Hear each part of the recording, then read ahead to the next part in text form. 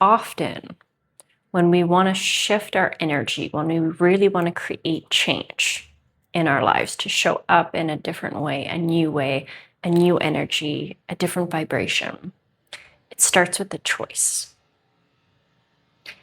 And often, not always, but often, and I'll speak for myself, I need the pain of where I am to be greater than the pain of creating the changes. Or another way to say that is the fear of staying where I am is greater than the fear of the unknown, the fear of the change. And I can be a kind of extreme person in some ways, not in always, but in some ways. And to really create change, and I've seen it time and time again in my journey, I need to hit this point where I'm like, okay, enough. This is ridiculous, Kat. You've been isolating for too long. Or I just get to this point where I see, like, this isn't working. What does Einstein say? It's I should really think of these quotes ahead of time, but I don't think ahead of time. Einstein says, I'm gonna butcher this, but you're a crazy person if you think you're gonna get a different result from doing the same thing. Like, we gotta shift. And we gotta shift our frequency. We gotta shift our energy first in order to create change. The outer is always a reflection of the inner. Always. And even though I teach this, I'm human too. I forget this sometimes too. And I'm like, look at these outer things. Why haven't I attracted more abundance yet? Attracted more of my soul tribe yet? Well, the outer is a reflection of the inner, always. So if things on the outside aren't how you want them to be, it starts here. It starts on the inside. And sometimes it can be frustrating because sometimes it can be nice to look at the outside and to be a victim and to blame it on these outside circumstances. And we live in a victimhood society, a victimhood culture. So that is most of our status quo, is to be a victim and to look at the outside things and to say, well, this is happening because of XYZ on the outside. And yet that is a very disempowering place to be. And it's part of the human condition. So it's okay when I catch myself in victimhood. It's okay. Celebrate that you've caught it and come back into your power. Your power, which is the truth of who you are, is that you are a divine motherfucking co-creator. You are a co-creator of your reality. And we forget. We forget how powerful we are. We forget that we are co-creators of our life. Life is not happening to us. Life is happening for us. And when we reconnect to our truth, when we reconnect to our power, it feels better because that is our truth. When we're in victimhood, we're disconnected from our power. We've forgotten the truth of who we are. And it doesn't feel good. It feels like you're leaking energy all over the place. You're disconnected. So, I go off on these tangents and then I lose my train of thought. So creating change starts with a decision. And when we make that decision, when we plant that stake in the ground, that I have had enough of this way of being, I'm done. I'm done with doing life solo. I'm ready to create more community. I'm done with creating this level of impact. I'm ready to create more impact. I'm done not living fully into my purpose. I'm ready to step deeper into my purpose when you put that stake in the ground. When you make a choice, you then get to see, where in my life am I showing up in ways that are unaligned with what I say I want?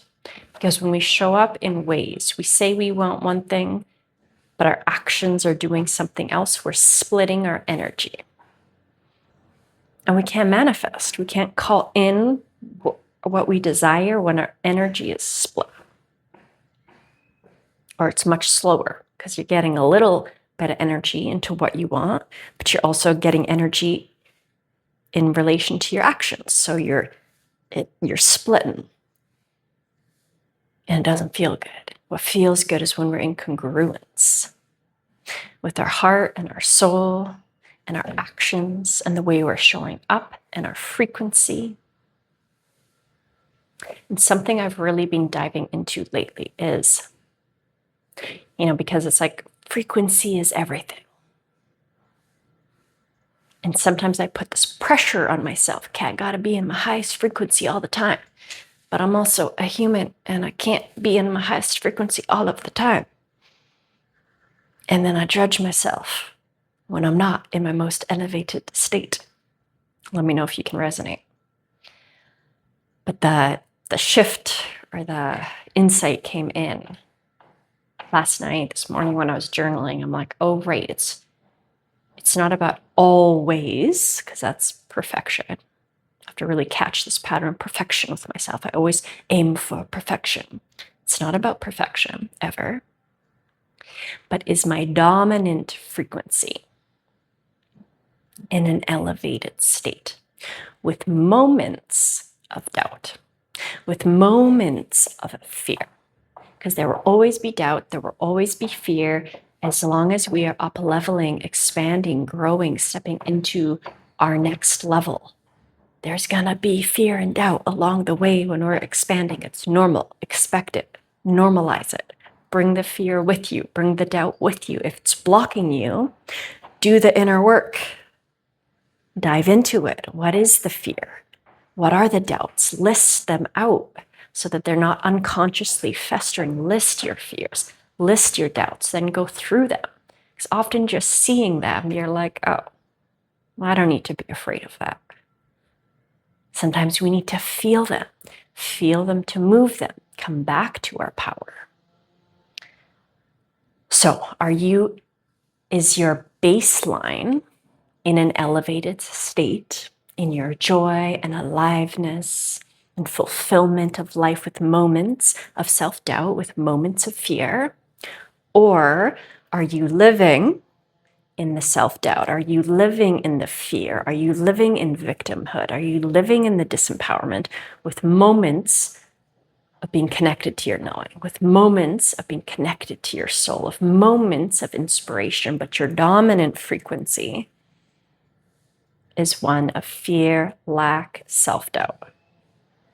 So we want to switch those if that's the case, right? So it's not about perfection, literally always being elevated, but is that your dominant frequency? Are you predominantly waking up with appreciation and gratitude for your life, with gratitude for the impact you're already making, with gratitude for the humans who are already in your life, with gratitude for the money that is flowing in? And when we're in that joy, when we're in that appreciation, when we're in that fulfillment, it will continue to expand. And there will be moments of the doubt and moments of the fear, but your dominant vibration is equivalent to that which you are calling in. So when you see yourself in your vision, when you see yourself living even more deeply into your purpose, creating even more impact, what is the frequency? What are the feelings, the emotions? For me, it's joy, aliveness. I am connected to my life force energy. I am in flow, abundance, gratitude, appreciation. So when I'm not in that frequency, catch it. And the sooner we catch it, the sooner we can see, oh, I'm in doubt. I'm doubting myself. I'm forgetting that I'm a powerful co-creator. I'm forgetting that my visions are inevitable. I'm forgetting to trust life, to trust the process. See it. And either do something to shift your energy or do the inner work. Go in, be like, okay, what am I doubting? What are the fears?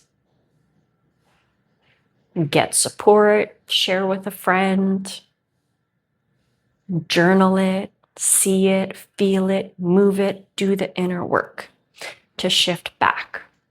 And we got to fill our lives with genuine joy. We're here to enjoy the journey of the becoming. We're here to enjoy the journey of our evolution, not to get to this point. We're here for the growth, the journey of growth, the journey of expansion, the never-ending journey of becoming more and more of who we are, more and more of our authentic truth. So how can you be in joy? Because in joy, we got to be connected to our life force energy. In order to flow with life, we got to be connected to life. So we got to give ourselves permission to follow our joy, to follow our aliveness, to do things that bring us joy, so that our joy can continue to expand, so that we can be connected to the vibration, to the frequency of what we are calling in. And when we're in that frequency, that's when we get those aligned ideas. It's when we have those aligned inspirations, and we can take one inspired step at a time. And when we flow with life, when we flow with our inspiration, that's when things open up. And it's getting ourselves out of this old frequency of, I gotta make it happen. I gotta push. I gotta work really hard. It's not about working harder. It's about getting in alignment with life, with your soul, with your higher self, with the things that feel good. Because the things that bring you aliveness are different to the things that bring me aliveness, because we are different souls. We have a different soul path. So trust your joy, trust your aliveness. That's how life speaks to us.